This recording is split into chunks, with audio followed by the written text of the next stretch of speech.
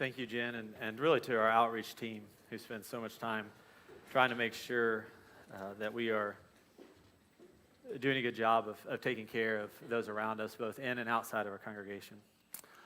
If you're with us and you're having a good morning, tell somebody beside you good morning. If you're not, I'm sorry.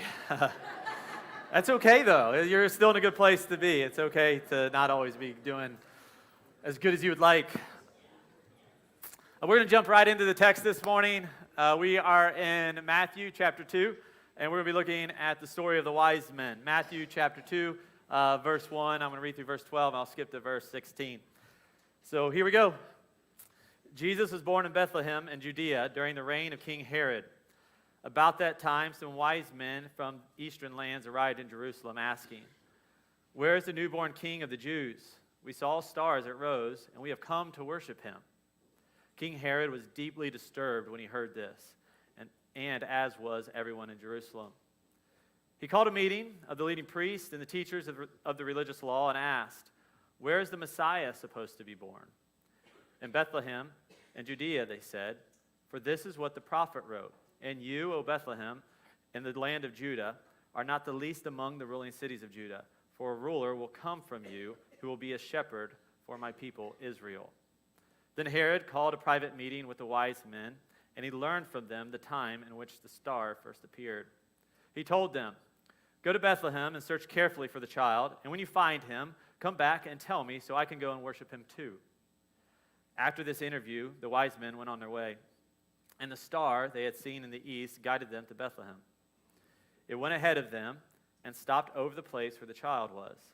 When they saw the star, they were filled with joy. They entered the house and saw the child with his mother, Mary, and they bowed down and worshipped him. Then they opened their treasure chests, and they gave him gifts of gold, frankincense, and myrrh. When it was time to leave, they returned to their own country by another route, for God had warned them in a dream not to return to Herod. Herod was furious when he realized that the wise men had outwitted him. He sent soldiers to kill the boys in and around Bethlehem who were 2 years old and under, based on the wise men's report of the star's first appearance. So we all are on a journey, right? I mean, we all have journeys that we're taking. We all have been on a journey either to Christ or searching for Christ. And one of the things that is probably true about all of us are that our journeys, they're all a little different. Some of you may have been raised in a Christian home, and maybe you don't know if there's a time that you can remember that you weren't a follower of Jesus or weren't a Christian. Some of you might have kind of woke up one day and you realize like something is missing in my life. I need the Lord. Things aren't great maybe. Your life is just really broken. Maybe Jesus will help. I need a little God in my life. And so you wake up, you maybe open your Bible, you go to church, you talk to your godly friends or people who seem to know what they're talking about, whatever that might be, and you begin to discover Jesus, or you began to follow Jesus, or you joined a church, or whatever that might look like. Some of you might been like me. I was a middle school boy when I came to faith in Jesus. I had no idea I needed Jesus. I was raised in a typical kind of middle-class family. My parents were together. Life was good. My cousin invited me to church on a Wednesday night. I'm like, there's church on Wednesday night? Sure, I didn't know, and went for a year. And at that point, I felt like the Lord called me to himself and was saved, decided to follow Jesus. After that, I felt a call to ministry in high school. And so, you know, those teenage years were pretty transformative in my life, and I was doing what I could to follow Jesus very imperfectly, as a teenager does. After that, you know, I go to college, go to university, and there I major in Bible and religion, a psych minor, so I'm just kind of interested in all of those sorts of things. And during that time, it was the early 2000s, I'm going to date myself a little bit here, kind of the early to mid, I guess like 2004 is when I graduated high school. So you kind of giving you a timeline here. Some of you are going, no, that's not too old. But and then others are like, you all like, that's old, right? Some of you weren't born then, probably, which is crazy to think about, by the way. But during that time, what happened kind of during that time is that, as a lot of generations do, some people start to kind of reimagine what the church could look like. And during that time period, there was actually like a big push to plant new churches. Gen X, they kind of began to reimagine what church could be and what it couldn't be and what it should be, and kind of started to reject some expressions of their parents and kind of like those generations, and tried to figure out like what should church be like. And so during this time, what happens is there's a lot of kind of different expressions of church that began to pop up. Some of it was kind of under the umbrella of like the emerging church.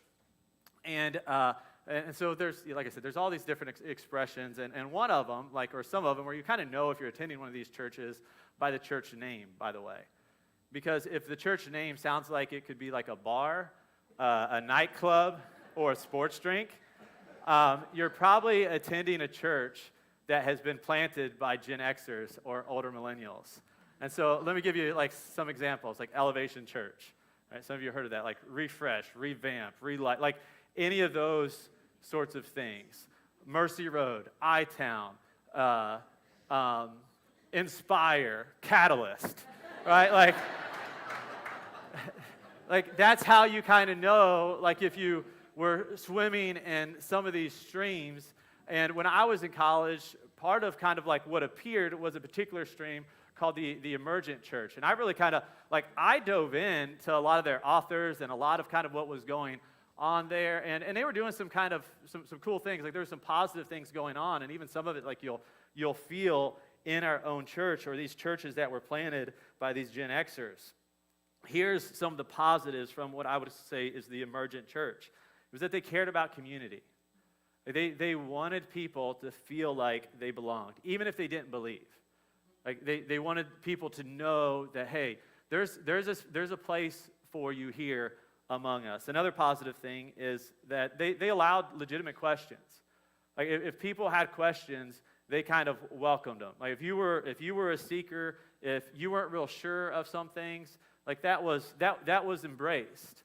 A few other positives was that they wanted people to be real.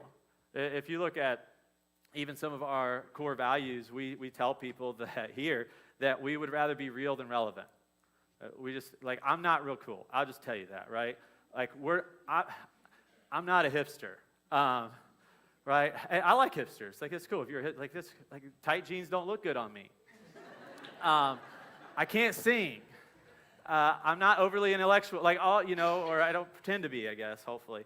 And another thing is that they emphasize sincere belief and a life that like reflects Jesus. They really did want people's lives to look like and model after Jesus. So I was attracted to kind of this movement and the stream and all of these sorts of things. But there's also what I would consider some problems, especially among kind of some of the authors that were really driving the Emergent Church. I'm just going to share some of those with you this morning. One, and this is what I discovered, is that it became very hard to know who Jesus was because they had a very low view of the Scriptures. And so there's always this constant, well, like, yeah, the Scriptures say, like, you're supposed to become like Jesus. Well, this is what the Scriptures say that Jesus is like. But, well, we can't really trust the Scriptures. I was like, well, can you come to know who Jesus is?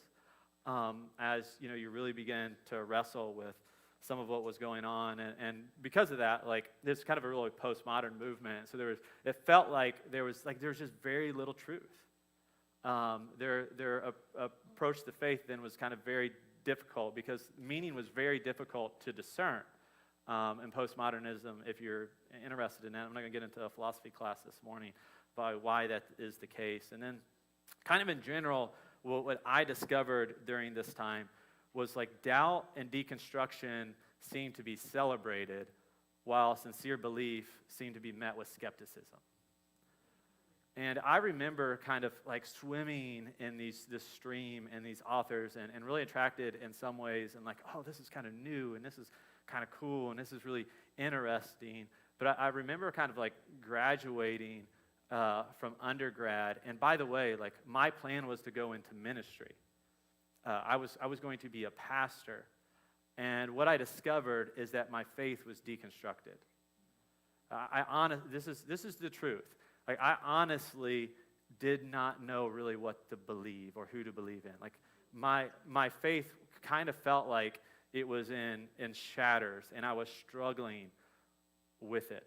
Because here's why. You can't just like have faith in faith. Like faith has to have an object. I remember a tattoo artist kind of discovering this one time. I've only got one tattoo. Like I'm a wimp. I've only got one.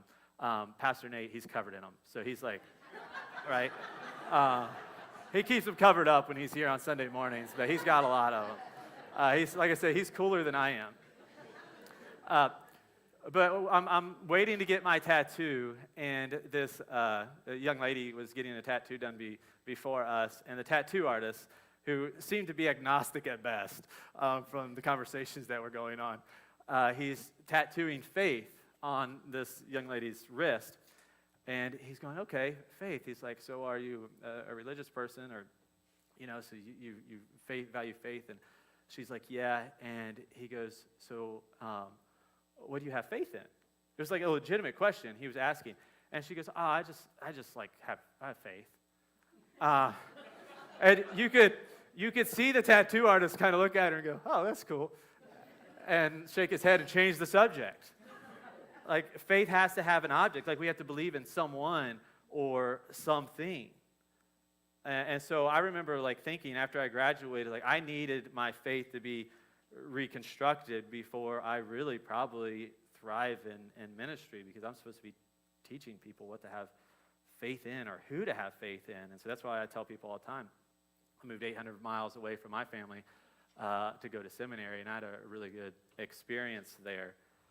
And I tell you that, not just so you can cling on to my journey, but just to let you know that I understand that your journey is different than mine, and we're all on one. And as we look at the wise men here, they do in a real way represent people who are on a journey.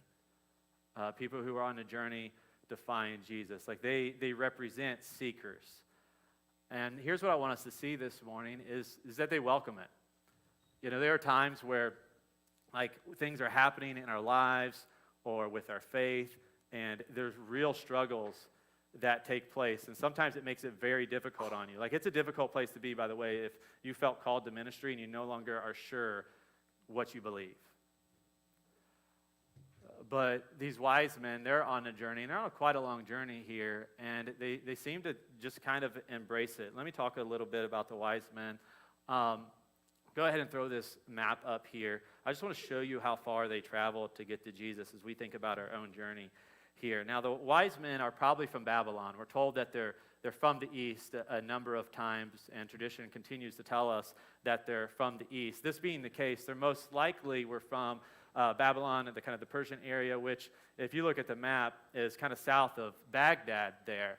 And as far as miles are concerned, it's about 900 miles that they traveled to get to Jesus. Now, we think that they're from this place, from the east, and from Babylon here, because typically when the Bible refers to the east, or people being from the east after the exile, it's talking about Babylon in this area here. And it would have made a lot of sense for the wise men to have traveled over 900 miles from the east, searching for Jesus, because the Jewish Messiah would have been known here, most likely, by people like the wise men.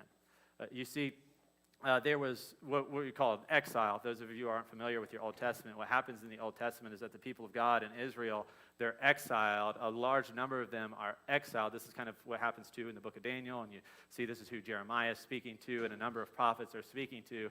They're exiled to Babylon there, and they're under Babylon captivity. And you would think, like, okay, all these people are exiled and they're moved there. Well, maybe after the Babylonian Empire falls, or after the Persian Empire falls, so these empires that move in out after they fall, that they would move back.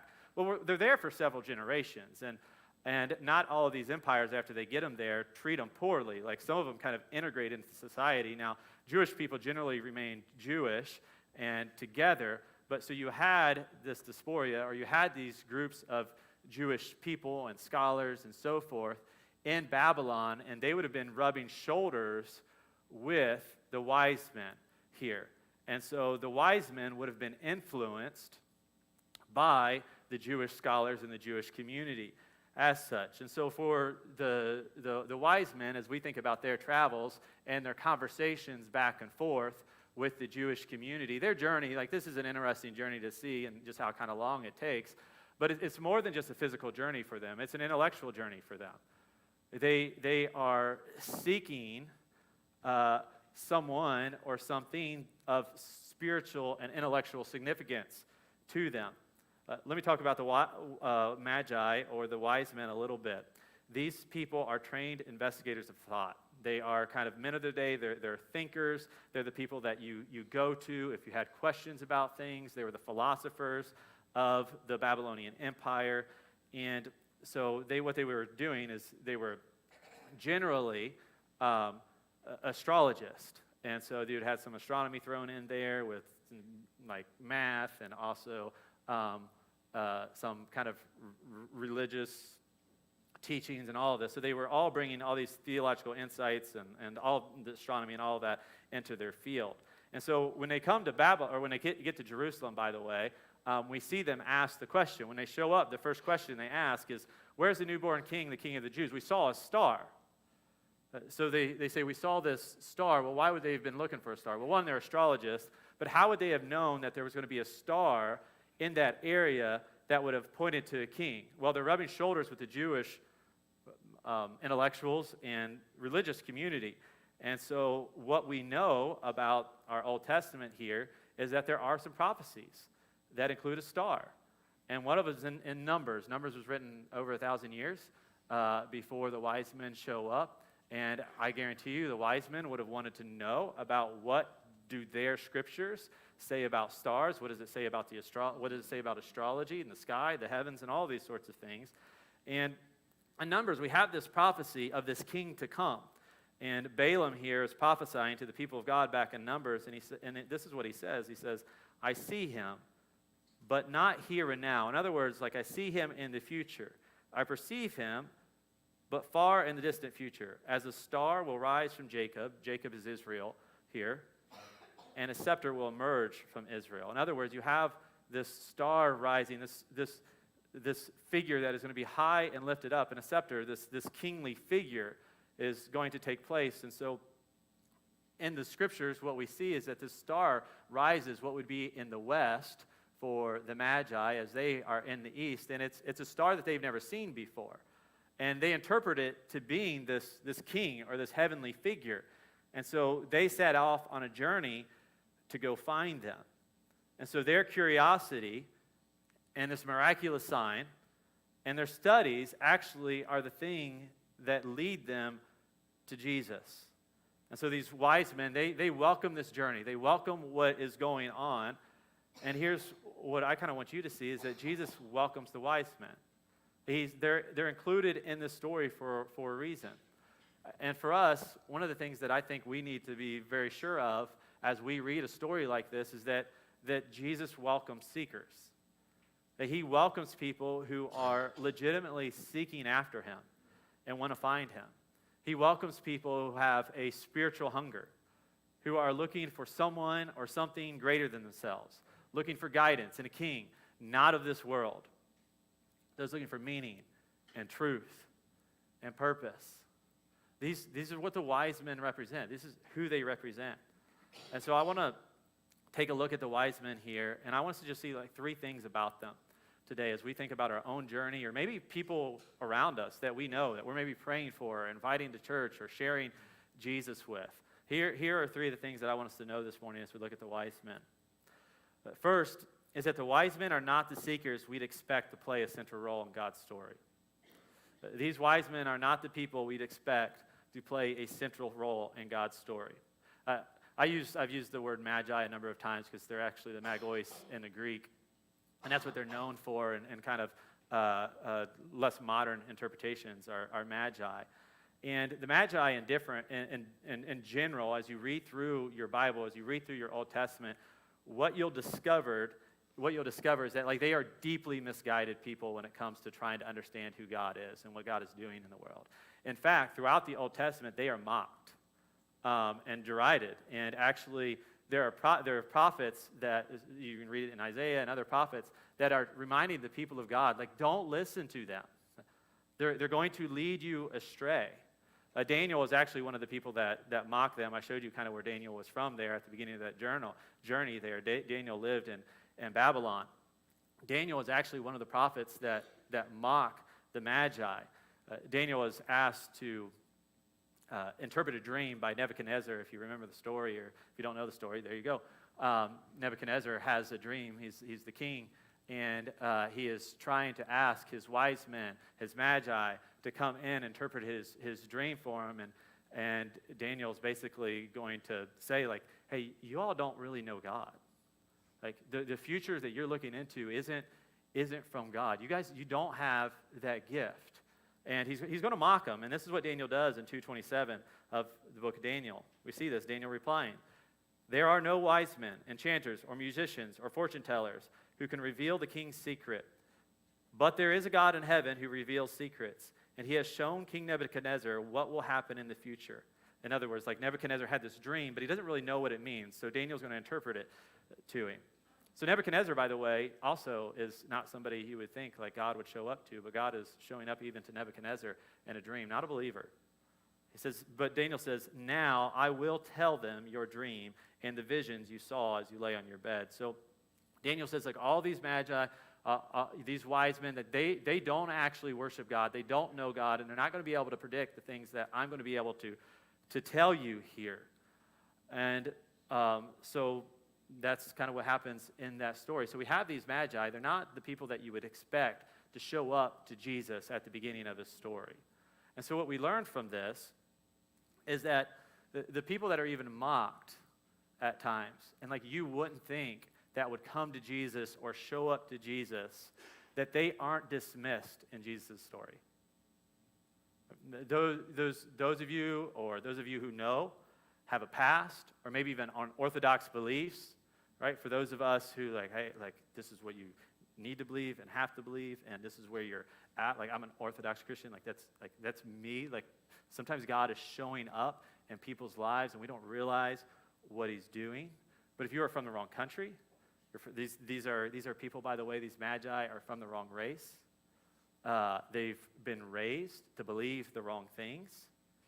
And yet what we see here is that they're clearly being drawn to Jesus, that these guys are embraced here as true seekers. And what you're supposed to see when you read this story, when we read stories, a lot of different things are going on here. They're told on purpose. They're in our Bibles on purpose. The Magi story, the wise men story, is contrasted with Herod and the priest. So you have the wise men, and then you have Herod and the priest in this story. And what we see Herod and the priest being are pretenders. So the wise men, they're real seekers. But you have Herod and the priest who are sending the wise men to Bethlehem, which, by the way, is only 5 miles away from where they live. Like, so Jesus is right under their nose, and they're going to reject Jesus. Herod was known as kind of the ruler of the Jews, and he was a half Jew and half Edomite, and so he was Jewish, right? I don't know if that's culturally insensitive or not, but I've got a friend who he says he's quarter Jew, so he's Jewish. He's not upset by it, so you don't need to be. How about that? But he wasn't liked for a number of reasons in general by the population. One is because he was kind of the king of the area, but he ruled under Rome. He ruled under Rome. And so as he collected taxes, nobody really likes paying taxes. I don't care who you are. But so as he collected taxes, some of it went to him and some of it went to Rome, who was over Jerusalem. And as he's collecting these taxes and stuff, he also, though, he kind of wants to throw the Jewish people a bone. He wants to win them to his side. And so one of the things that he does is he builds them a temple. So if you've ever heard of the Second Temple, Herod is the one who built it. He built the temple for the Jewish people to come and worship. So when the Magi are traveling to Jerusalem, they know all about the temple. I mean, this temple is a massive structure. It's where Jews from all over the world would have even traveled. People would have left Babylon every once in a while to go to the temple. And so you have Herod, who is really kind of in a way trying to buy these people, is what he's doing, and their allegiance. And yet, what you see is that when the God of the temple is going to be born and show up, he is going to reject him. He's going to kill him or try to kill him. Well, why? Because Jesus represents a threat to his power. Jesus is the rightful king. And so he believes that as Jesus grows, as this person grows, he's going to grow up, and what people are going to do is they're going to be more devoted to Jesus than they are to Herod, his own people. And so he rejects Jesus. The other group that are pretenders, I said, are the priests. They're the religious people. We're told that Herod and everyone in Jerusalem was deeply troubled. And really everyone there, this is where you need to use context, and this is where like study comes into play, is that the everyone actually probably just refers to like the priests or the people in Herod's courts here. It's probably not everyone. I mean, the news really probably hasn't even gotten out at this point out of the courts. They're, if you think about the story, the Magi, they're asking Herod where to find the king of the Jews that is born. And so the priests are terrified. They're deeply troubled. Well, why would they be deeply troubled? Well, they work for Herod. I mean, they've cozied up to Herod here. I mean, they like his power, like even like they get to be a part of what is going on. And so if there is another king, like will this other king displace them? Will they lose their place of prominence? Or even Herod's crazy. And I'm not making that up. Like Herod was crazy. He killed his own kids a couple years after this, because he was afraid they were going to take power. So the priests and the people under him, they could have just been scared, like if we don't give him what he wants and we don't continue to make him supreme, like bad things will happen to us. And so what happens here is that you have the Magi, they're coming to Jesus, they're ready to worship, they're going to bow and worship. But then you have Herod and the priests who, by the way, are making sacrifices in the temple, or they're sharing God with other people, and they fall woefully short of meeting the God that has come to them. They fall woefully short of being willing to follow him at all. And I share that because like some people, like they're deconstructing, like they're kind of losing their faith, maybe because they're reading some authors that I've read or whatever.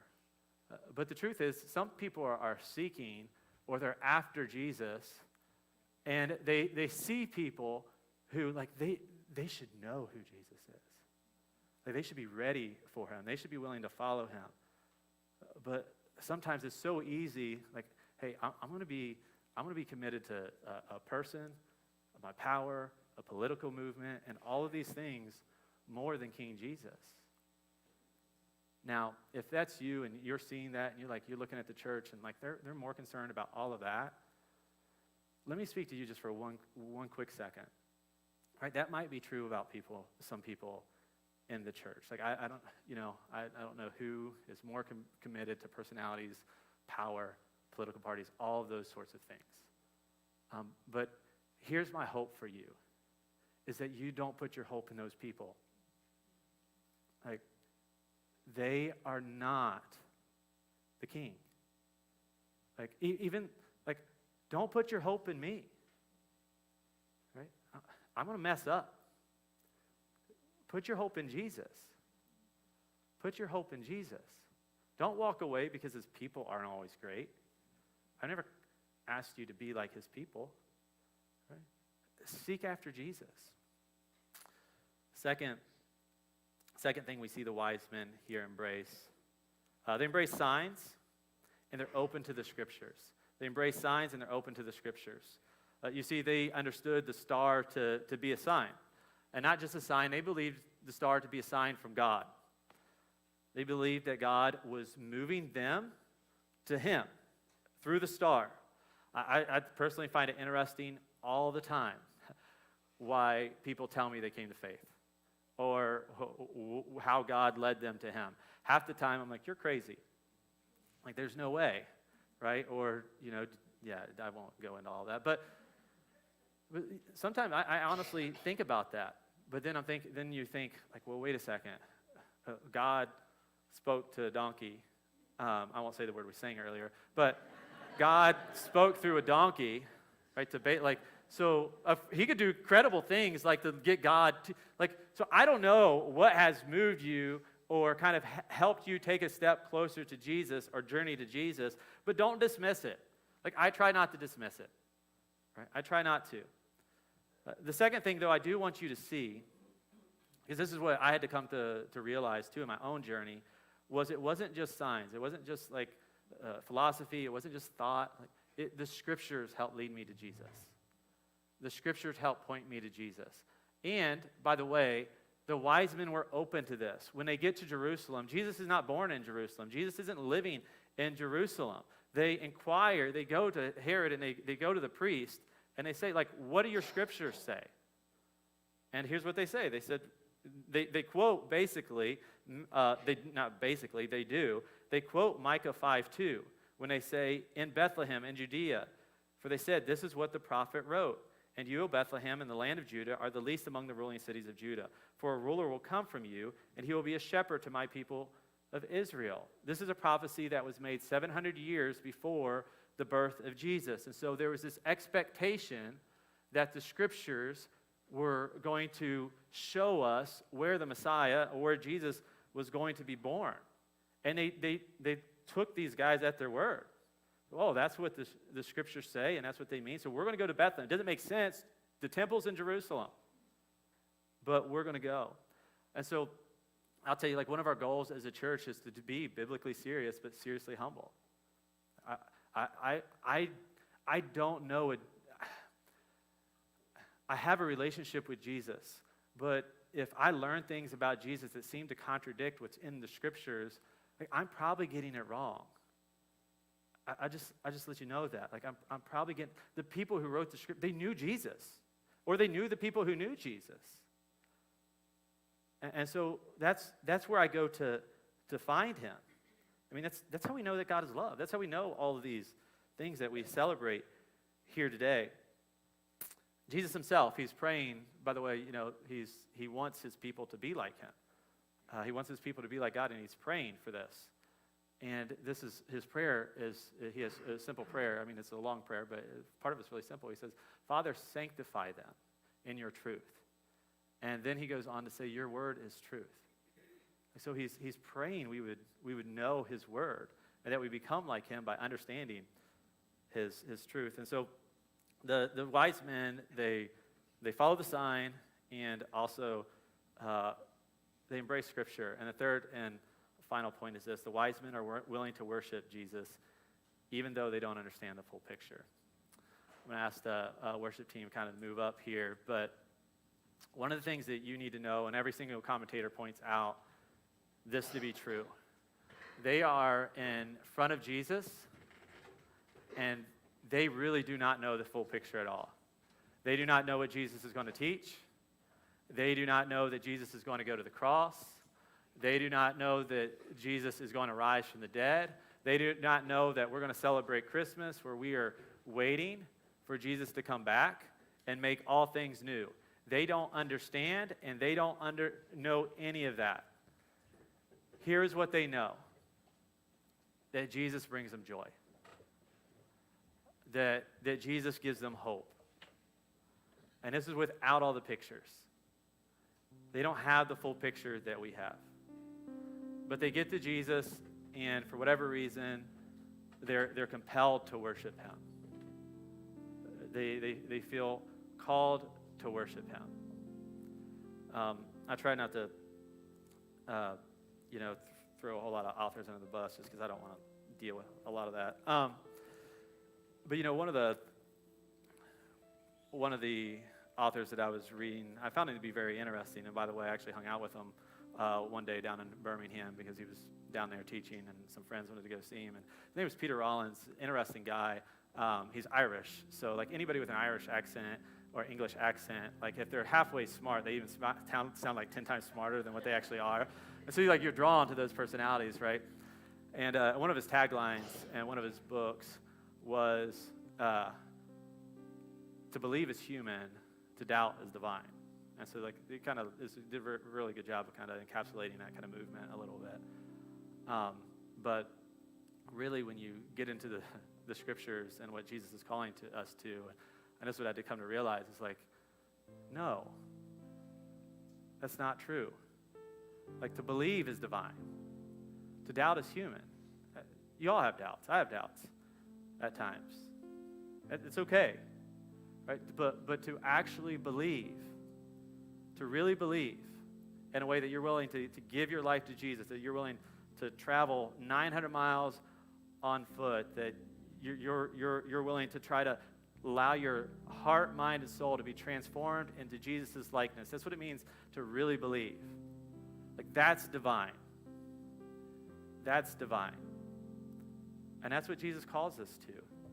And so if you're here this morning and you know that, like, keep seeking Jesus.